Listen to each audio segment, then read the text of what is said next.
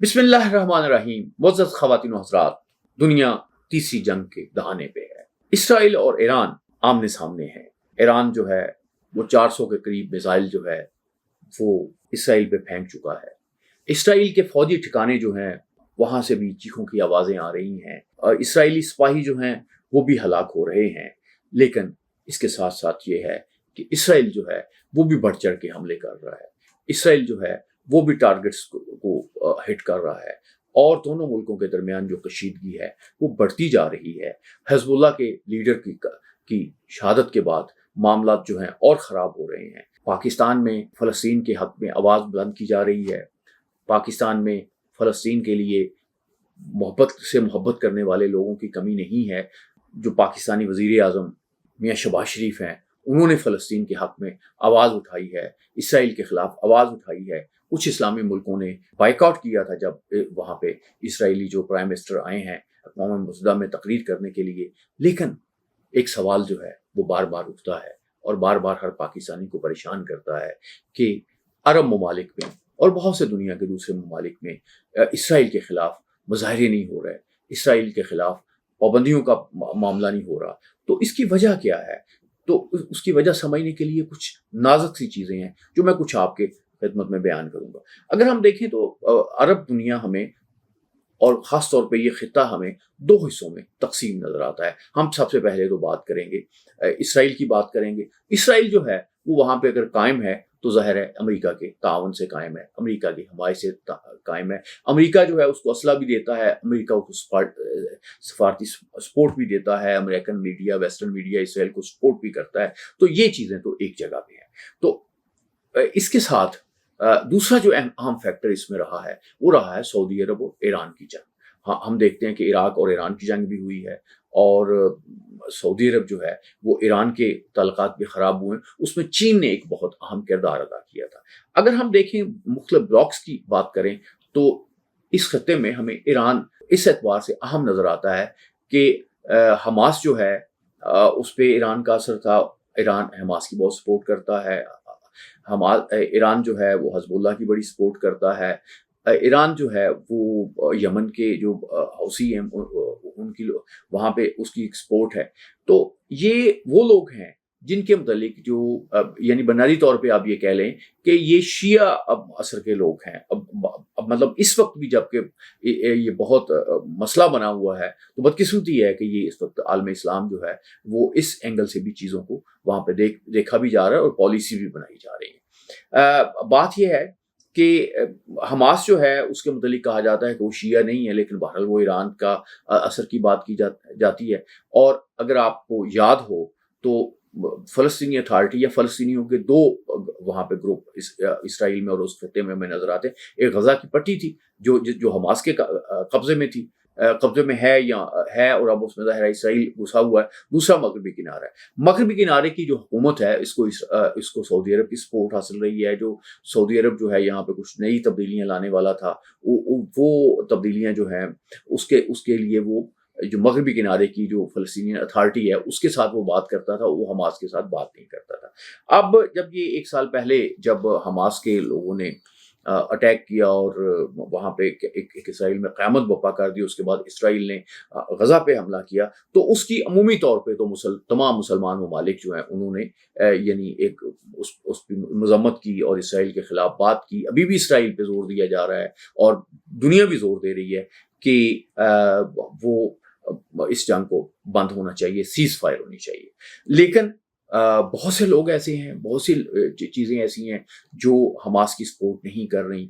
उसमें सऊदी अरब के एक मुफ्ती हैं, ग्रैंड मुफ्ती हैं, उनका एक बयान आया था कुछ अर्सा पहले कि जी जो बड़ा अफसोसनाक बयान था। हम तो उसको इसी तरह से कहेंगे कि यहूदियों को नहीं मारना चाहिए और ये है जो इसराइल में जो हमास कर रही है वो दुरुस्त नहीं कर रही। तो गोया हमास की मुखालफत में बयान आया। इस तरह से इराक की एक कौंसल है जो यानी सरकारी है लेकिन वहाँ बड़ा उसका असर रसूख है, उनकी तरफ से बयान आया कि नहीं, हमास के खिलाफ बयान आया और उसको दहशतगर्द तंजीम कहा गया।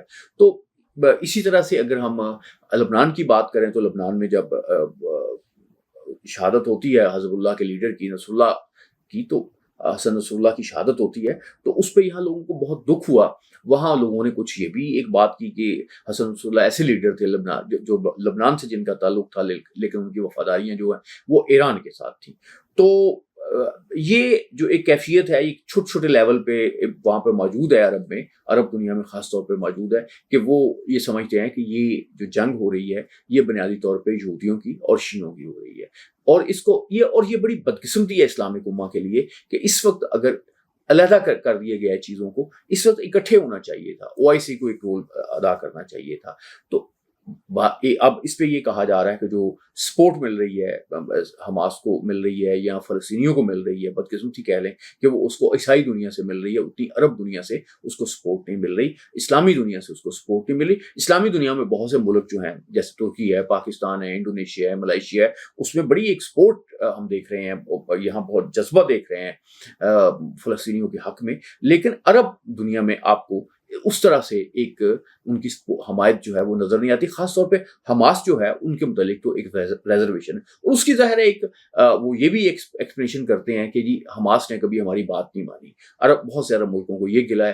دوسرا, ایران سے بھی عرب ملکوں کو گلا ہے کہ ہمارے ساتھ ان کی کنفرنٹیشن رہی ہے, ایران عراق کی جنگ بھی رہی ہے. اور یہ جو آپ یوں سمجھے کہ جو عرب عجم کی جنگ ہے یہ اس کی ایک دوسری صورت بھی ہے. اس میں اب اسرائیل جو ہے ساری صورتحال سے فائدہ اٹھا رہا ہے. اگر اسرائیل کو اسی طرح سے اوپن ہینڈ دے دیا گیا اور اگر اسلامی امت جو ہے وہ بات نہ سمجھ سکی اور اپنے وہ علماء کے فتووں کے پیچھے چلی گئی, تو آپ یقین کریں کہ جیسے پوری دنیا میں ہوا ہے کہ پہلے مرحلے میں تو ہو سکتا ہے کہ جو شیعہ اکثریت کے لوگ ہیں ان کو نقصان ہو, لیکن دوسری صورت میں وہ پھر اپنی جو ڈومیننس ہے وہ سنی جو لوگ ہیں ان پہ بھی قائم کریں گے. تو مسلمانوں کو میں سمجھتا ہوں کہ اس وقت اکٹھے ہونا چاہیے, متحد ہونا چاہیے, اور متحد ہو کے کوئی نہ کوئی ایسی اسٹریٹجی بنانی چاہیے, وہ سفارتی سطح پہ ہو, وہ سیاسی سطح پہ ہو, جنگ بند کروانی چاہیے. کیونکہ اگر یہ جنگ ہوتی ہے تو اس کا دائرہ جو ہے وہ صرف ایران اور اسرائیل تک نہیں رہے گا, اس میں ظاہر ہے عراق بھی آئے گا, اس میں شام بھی آئے گا, اس میں مصر بھی آئے گا, اس سے سعودی عرب بھی متاثر ہوئے بغیر نہیں رہے گا, اس میں خلیج کی ریاستوں کا بھی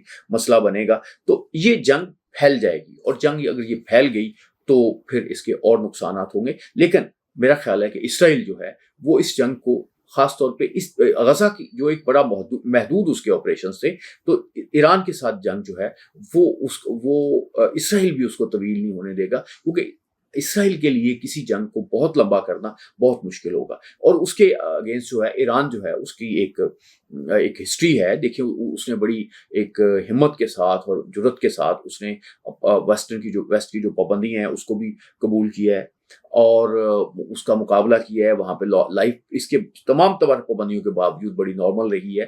وہ جو ویسٹ کا خیال تھا کہ گھٹنے ٹیک دیں گے تو انہوں نے گھٹنے نہیں ٹیکے. تو میں سمجھتا ہوں کہ اگر اسرائیل اور ایران کی جنگ ہوتی ہے اور یہ جنگ طویل ہوتی ہے تو پھر اس میں اسرائیل اس طرح سے سٹینڈ نہیں لے سکے گا جس طرح سے ایک عراق نے لیا تھا, یا دونوں ملک جو ہیں انہوں نے سروائیو کیا تھا. ایران جو ہے وہ اس کی بہت طویل ہسٹری ہے. لیکن کیرن آرمسٹرانگ کی بات سے میں آج کی اپنی بات ختم کروں گا, جس نے یہ بات کہی تھی کہ جو عرب ہیں وہ 1000 جنگیں جو ہیں وہ ہارنا افورڈ کر سکتے ہیں. اسرائیل ایک جنگ ہارنا جو ہے وہ افورڈ نہیں کر سکتا. اسرائیل کی جو ٹوٹل آبادی ہے وہ 1 کروڑ بھی نہیں ہے, وہ 98 لاکھ کے قریب ہے. اور اس کے بعد اب اس کا جو چھوٹا سا نقصان ہے اگر عرب دنیا کے تناظر میں دیکھا جائے تو وہ بہت بڑا نقصان بن جائے گا. یہ بات بڑی کلیئر ہے کہ یہاں پہ ٹھیک ہے کہ ابھی انہوں نے کچھ پروپیگنڈے کی وجہ سے, کچھ دوسری چیزوں کی وجہ سے عرب ممالک جو ہیں وہ حماس کی یا حزب اللہ کی اس طرح سے سپورٹ نہیں کر رہے, لیکن اس عرب جو ہیں وہ اسرائیل کے حق میں بھی نہیں ہے. وہ اسرائیل کے وجود کے کوئی حق میں نہیں ہے. وہ اب چاہتے ہیں مجبوراً ان کے معاملات تھے, وہ چاہتے تھے ان کے ساتھ ریلیشنز ہوں. اسرائیل اگر کمزور ہوتا ہے تو پھر اسرائیل کے لیے خطرات جو ہیں اور بڑھ جائیں گے. تو اس لیے امید یہی کی جاتی ہے کہ اسرائیل جو ہے وہ اب سیز فائر کی طرف آ جائے گا, یہ جنگ ختم ہو جائے گی. لیکن یہ جنگ جو ہے اپنے پیچھے بہت سی یادیں چھوڑ جائے گی, بہت سی زخم چھوڑ جائے گی, اور بہت سے جو ریلیشنز ہیں اپنے مسلمان ممالک کے درمیان کے, وہ ان کی بھی ایک نئی تاریخ مرتب ہوگی. ہماری یہ خواہش ہے, ہماری یہ دعا ہے کہ مسلم امہ جو ہے وہ متحد ہو اور متحد ہو کے فلسطینیوں کو ان کا حق دلائے، اور فلسطینیوں کو اگر وہ ان کا حق دلا دیتی ہے تو پھر اسی سے وہ جو خطہ ہے اس میں امن قائم ہو سکتا ہے، کیونکہ ہم نے یہ دیکھا ہے کہ جب سے یہ اسرائیل بنا ہے دنیا ہمیشہ بار بار جنگ کی طرف جا رہی ہے، پورا یہ جو خطہ ہے یہ بدامنی کا شکار رہا ہے، اور اب ایک نئی آگ لگی ہے، اور یہ ایران اور اسرائیل کے درمیان لگنے والی یہ آگ جو ہے یہ کہاں کہاں تباہی مچاتی ہے اس کا پتہ تو آنے والے دنوں میں چلے گا۔ معزز خواتین و حضرات، آپ سے یہ التماس ہے کہ آپ امن کی دعا کریں، آپ شانتی کی دعا کریں، آپ دعا کریں کہ اللہ مسلمانوں کو صحیح فیصلے کرنے کی، صحیح طور پہ آگے بڑھنے کی توفیق عطا فرمائے، اور ان کے قسمت میں، ان کے حصے میں کامیابیاں لے کے آئے۔ اللہ آپ کا حامی و ناصر۔